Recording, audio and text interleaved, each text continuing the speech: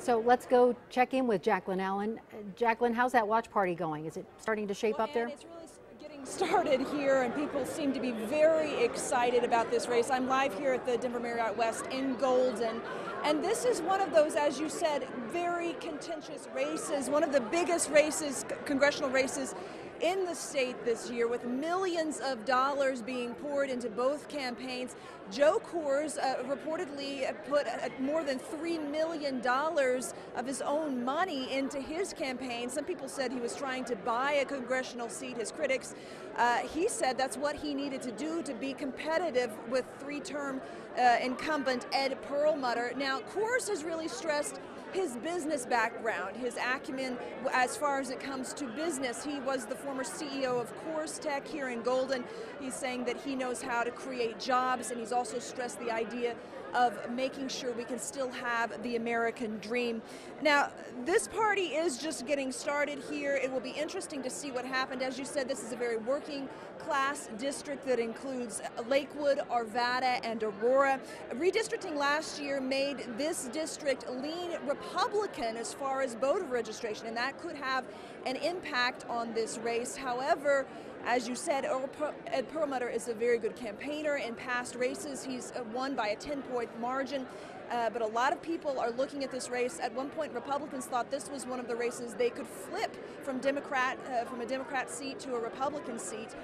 However, no numbers in yet tonight. A lot of people are excited about when those first numbers will start coming in here. Reporting live from Golden, Jaclyn Allen, 7 News. All right, Jaclyn, thanks very much. Of course, so we've got Russell Haythorne covering Perlmutter's challenger, Republican Joe Coors. The watch party is in Golden tonight. We'll have a report from him coming up. All right, we want to move on to another congressional race that is closely watched here in Colorado. It is the race for the 6th congressional district, and that is between incumbent Republican Mike Coffman and Democratic challenger Joe McCloskey. And legal experts have been calling this one a virtual toss-up. And again, we're still waiting on numbers, but this one you've seen a lot of ads here in Colorado as of late, and it's been a very contentious race as well. So these two districts, 6 and 7, I think have been the ones that have been hotly contested in Colorado. And a lot of folks are watching this to see how things shape up, because with the realignment of the congressional districts this year, particularly the 6th congressional district, that has changed things and changed the dynamics of that 6th congressional district,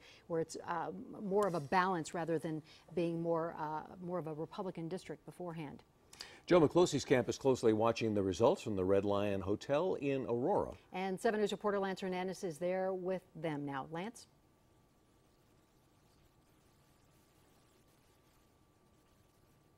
We're having some problems with Lance's live shot there. We'll get back to him just a little bit. Also in the race for District 6, the incumbent Republican Mike Coffman. And his campaign is at the Republican headquarters at Mile High Stadium. And that is where 7 News reporter Marc Stewart is joining us live with an update from the Coffman camp. Marc? Pennsylvania 20 and Virginia at 30. And this is an interesting race because it is a very It used to be a very conservative district, but through redistricting, other more liberal areas were brought into this district, and that is why it is such a contentious race between Mike Coffman and Joe McCloskey. I want to bring in Republican Party Chair Ryan Call. You told me that Mike Coffman has been working until the bitter end. He certainly has. This is one of the hardest working guys in Colorado politics. He works hard to win the confidence of the people of his district, as well as to work hard to represent the people of Colorado. He has been making phone calls, going out to polling places today to try to win that vote. And you know what? This is a new district, but it's a district that actually, I think, fits Mike. By taking in all of the city of Aurora, Buckley Air Force Base, and his service as a Marine, really does connect with the district, and he's working hard to make sure that we're winning those votes. Let's talk about the demographics of this district. You have some very conservative areas like Littleton, Centennial, Elbert County, but you have some more liberal areas like Aurora, for example. As we have seen, Colorado voters are independent and in many cases kind of teetering in the middle. Mike has at times been known as being very conservative, so how does he blend that message to the more liberal demographics that have been added in? You bet. Colorado voters are indeed independent-minded, even if they're registered Republican or Democrat. They tend to look at the person. They look at, is this person really working hard to represent what's important to me? And Mike Coffman has an exemplary exemplary record of service. I think that inspires confidence, and that's why he's going out there to work hard and earn that vote. But there's a lot of people that are new to him. The redistricting really significantly changed the boundaries of the district. So Mike is introducing himself to a whole new group of voters. And like you said, a lot of them do tend to be a little more blue collar, more Democrat or Democrat leaning. And yet Mike's message of economic growth, of job creation, and his service both in the military and in public life is something that I think really is connecting with the voters because it inspires confidence. All right, Ron Call, appreciate it. Thanks very much.